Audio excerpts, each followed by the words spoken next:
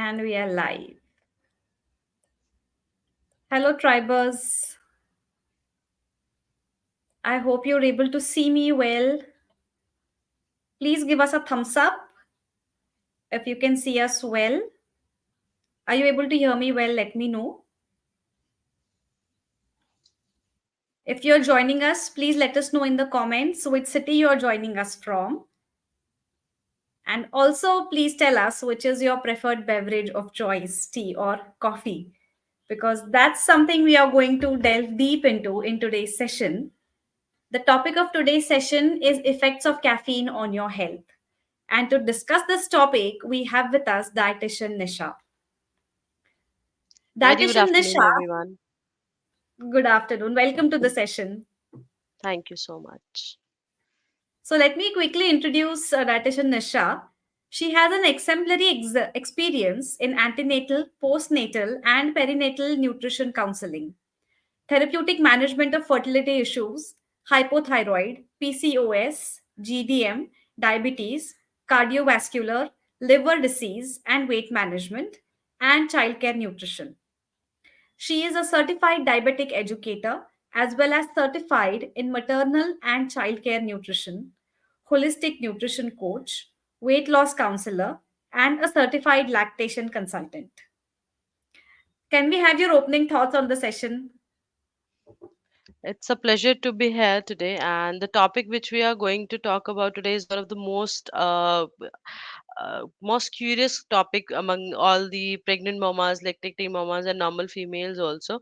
So we are going to dive in one of the biggest hot topic of the today's scenario. So let's begin with that. Lovely. So, what role does caffeine play in our daily lives? And what are some of the common sources from which we can get caffeine? So, when we talk about caffeine, one thing which certainly everybody think is that caffeine is something that can make you awake only from your deep sleep, but it's not that. It helps your cells to re-energize themselves. Caffeine have very positive impacts on your brain and your metabolism system. So, caffeine is going to help you out to have a boosted metabolism.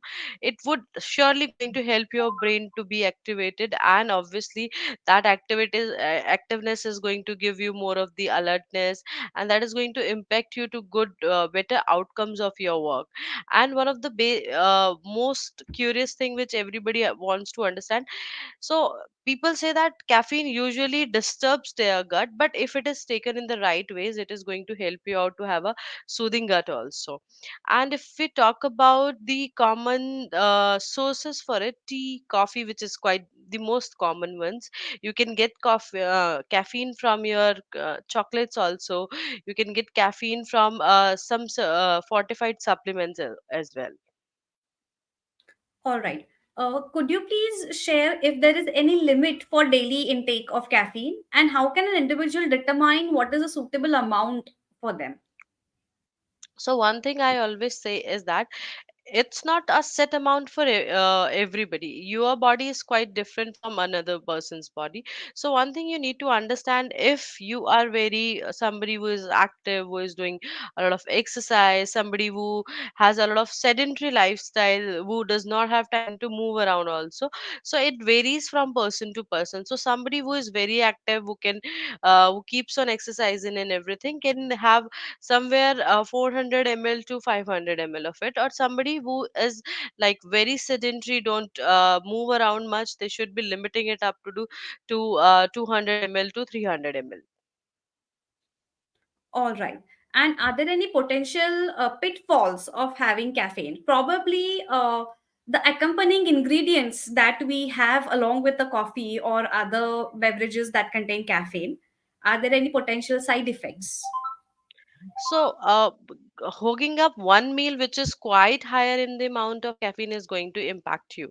So, by the time it is improvising your metabolism, certainly it slows down also your activity process, because you are not eating something good with your caffeine, right? Or certainly if you have eaten something which is quite rich in iron or vitamin B12, so that indulgence with the caffeine is going to suppress the absorption of iron and other vitamins. So I always suggest that you should make a good combination. So supposingly with caffeine, if you want to have, you can have some makhanas or some nuts which is not very much higher in the iron content, and something which is quite fibrous. So if somebody is having some oats pancake or something with the caffeine, is going to give them a better help in terms of digestion of caffeine also, and absorption of the fiber thing as well. Okay. Is there any specific condition in which people cannot have caffeine? For example, in pregnancy, we get a lot of, I'm sure doctors and nutritionists get this question very often. Can we have tea and coffee while we are pregnant? Or are there any other health conditions when people should be mindful of how much coffee they are consuming? Exactly. So one thing which one has to take care, if you have a lot of issues in terms of acidity, constipation, then you need to avoid it. Somebody who are on hypothyroid thyroid medication, they also needs to control the amount of caffeine in their lifestyle. And obviously with the pregnant and lactating mothers, there is a restriction of amount of caffeine which should be there in their diet. That should be somewhere 150 ml to 250 ml, not more than that. Okay. And could you please share your thoughts on these energy drinks, which are very high on caffeine? So, one of the most common thing which we feel is that caffeine is only for the energy which we get immediately after having caffeine. So, caffeine is not just the basic energy which you are getting; it's the complete metabolism which is getting improved. So, those energy drinks or something which you are having is going to have a lot of sugar, which is going to make your metabolism more sluggish, and which is going to put you on the negative impact in terms of raising your calories always. So what I say is, when you are opting for the caffeine, or if you want to have something which is quite more caffeinated, it should not be very sugary, very much salty, or it should not be very much processed as well. Okay. And are there any common myths or misconceptions about coffee and its impact on health that you would like to bust for us? So, majorly people say that if I take coffee or caffeine or anything, that is going to give me a good weight loss. So, one of the biggest myth which is there, that caffeine, as I said, that it is going to improve your metabolism, be it in any form. If even if you are having it in the form of chocolates, you are having green tea, you are having normal tea, coffee, that is going to improve your metabolism, but that does not make you lose weight if you are overdoing with that also. Even the under amount is not significantly gives you any sort of weight loss. Second thing, people always feel, we also feel that some people are complaining about being very much dehydrated after having caffeine rich things. So caffeine is not something which is releasing any of the nutrient which is going to make your body dehydrated. It is quite of the way which you are taking. So some people who take very much overboiled caffeine things, or they take strong caffeine things, that is going to impact you in terms of gut issues, which makes you feel like that you are having a lot of dehydration in your body. Right. And does the way in which a coffee is brewed make any difference to the caffeine As that I we consume? So the more we are going to brew, anything is going to be more concentrated, and that gives a negative impact on your kidneys. So it's like the lighter things you are taking is going to help you out in the better ways. So you should not Right. be brewing a lot of tea or coffee significantly. So one of the general household chores is that they keep their tea or coffee for half an hour over the stove, and they do all the other works. When they come back, they have it over brewed things. That is somewhere is going to give you impact in terms of dehydration and feeling low even after having tea or coffee, because that is the concentrated amount of caffeine. Okay. We have some interesting viewers' questions. Good evening. I have not given my daughter any tea or coffee till date. But when she finds other kids of her age in my neighborhood drinking, she wants to taste. I try telling her it's not good for her health, but she ends up crying. How to tackle this?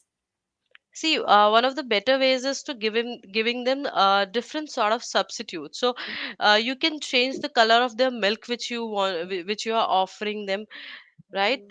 You can add up some powdered walnut and almonds to their milk, which would be changing the color, and you can say that this is a different form of other type of caffeine which other kids are having, right? Tea or coffee, basically, if I'll say, right? Or what you can do is you can just tell them that this may give impact on your gut, or you can show them something, some different way outs of having tea and coffee. One thing which I always say, that with the kids, if you are doing basic experiment in terms of making them more hydrated in the form of infused water or something, that ways they'll not crave for it also. And when they are having they're seeing with other kids, you can ask them to promote with them as well, that they can have a different substitute, right? One thing which I have been always saying, the more the parents are aware, if you are aware with one thing, you can aware other parents also. So if you feel like that is also happening, you can have words with their parents also, that this may give impact to their kid, one thing or other. You can give them substitute, that this way you can change the color of milk, you can do some variations with some drinks, like you can make them smoothies or something, which would be giving them better nutritional benefit as well. Okay. And at what age can we start giving kids tea and coffee, and how much should they be consuming when they start? So it should be like once they turn 14, post that they can start with that. And to start with, it should not be more than for 40 to 50 ml Okay. Through the day, 40 to 50 ml through the through day or at through one the day. time? Yeah, Through the day. because when we talk about kids, they don't need such things to get their mind energized. It just they need to be well hydrated and eating the balanced food that would keep their brain more alert, and that improve of metabolism would happen with the good calorie intake for them. Right. Okay. And if somebody wants to shift from, I mean, they want to stop their habit of coffee and want to shift to something else, what would you say are good alternatives to move away from caffeine intake? So, one of the basic way out which would be helping you to curb out your caffeine intake is having your balanced meal, right? One thing, right? And if I talk about the substitute, so you can start taking, you can shift to green teas initially, and then you can substitute or dewean yourself from the any type of the caffeine. When I talk about green tea, that doesn't mean that packets wala. You can make herbal teas at your home only. You can have some ginger, lemon, cinnamon tea at home. You can just grate some lemon, put some cinnamon to it. Oh, sorry, you can grate some ginger and then put some cinnamon to it. Sieve it down, squeeze some lemon, and you'll see what better taste and fragrance you gets. You will just forget the taste of your tea or caffeine, whatever you have been taking. That sounds delicious. I'm sure all the tribers are going to try that right away. Great. So do you think we've missed out on any important questions that we should have tackled? So, one thing which we always talk about caffeine, but we never discuss it or we never talk about this, is that the obsession of having tea and coffee post meals, pre meals. People do have very much of tendency to have caffeine with their meals, coffee specifically, chocolates post meals. Some people tend to have green tea immediately post their meals. That ways you harm your absorption of food product, whatever you have taken. So just ensure that you are not taking any of the caffeine rich thing immediately post your meals or prior to your meal immediately. So that would help you out to have better absorption of nutrients. Second thing, and one of the most important thing, people try to treat their when they want to get up in the late in the night, if they have a lot of work or something, they tend to drink more of the caffeine so that they can work throughout the night or throughout the day at times also.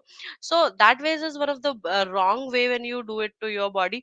Overindulgence of caffeine is going to put your metabolism on a sluggish note, though it is one of the best thing to have a better metabolism, but if you're overdoing with that, that is going to give you a sluggishness. So try to not overdoing with caffeine, tea, coffee, green tea, chocolates or something when you want to work for more. Try to hydrate yourself more, drink ample amount of water. So if you drink 4 to 5 liters of water, I'm giving you assurance that you won't be requiring tea or coffee to have that alertness in your brain or to be active also. Right. So let's Yeah. quickly take last two viewers' questions that we have. Can sudden caffeine stopping cause any type of bodily reactions? So some people do complain about headache also. Some people do complain about sluggishness, or they feel like very lazy because obviously you have been taking something which makes your brain quite alert. So the day you are trying to shift up from coffee or your any of the caffeine rich products, ensure that you are balancing your meals throughout the day. And as I said, sleeping on the time and having a good hydration is going to help you out. Right. The next question is on the similar lines.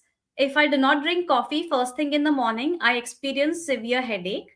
Is this a form of addiction, or my body is set that way, or just my mind playing games? So I always say it's our brain playing game with us in terms of settling our body with the something which is comfort food for us, right? So when you start your day with the caffeine, obviously you get that energy to work throughout your day. And when you are running with four other things which is there in the mind, that you have to send your words to the school, you have to go to the office and everything, that one cup of coffee gives you a very better energy. So I would say, instead of starting your day, try to with the coffee or tea or something caffeinated, try to start your day with something like almonds and walnuts. So this is going to give you the quick amount of energy which your body requires. And have some roasted makhanas, so that energy indulgence which you'll get from all the three of these ingredients are going to help you out to settle down that headache also. Right. And let's move to the last question for today's session. Can caffeine intake cause gastric issues? Yes, it does disturbs your gut, but how you are taking, when you are taking, and with what you are taking is going to put the impact here again. If you haven't you haven't taken water since long, and you are having caffeine at the first thing, that is going to give you acidity for sure, or gastritis for sure. You had something which was very spicy, oily, fried, or which was full of masalas with the tea, that is going to give you gastritis, because those two nutrients which is quite higher in terms of improving the metabolism that will combine, and that would make your gut pH more acidic, which impacts you to the gastritis. So before having caffeine, hydrate yourself. Choose your companion of your tea very wisely. Have some makhanas, have some sorted nuts or something, have some grilled or saute vegetables. Those are going to help you out, and that would soothe your gut altogether as well. Lovely. Lovely. I think, yes, we've taken up all the viewers' questions as well. And I believe with that, we are at the end of today's live session. So thank you so much, Dietitian Nisha, for sparing your precious time and being with us here today and sharing all these valuable nuggets of knowledge with us. Because I'm sure most of us wake up and reach out for that cup of coffee or tea the first thing in the morning, right? So, with all the knowledge that you've shared with us, most of us are going to try and make healthier choices from tomorrow. So, thank you so much. Thank you so much for having me here. I'm more privileged to help all the mothers around. Thank you so much, Tribers, for tuning in. With that, it's a wrap on today's session. Stay tuned for more such sessions just on Parent Tribe by SuperBottoms. Thank you so much.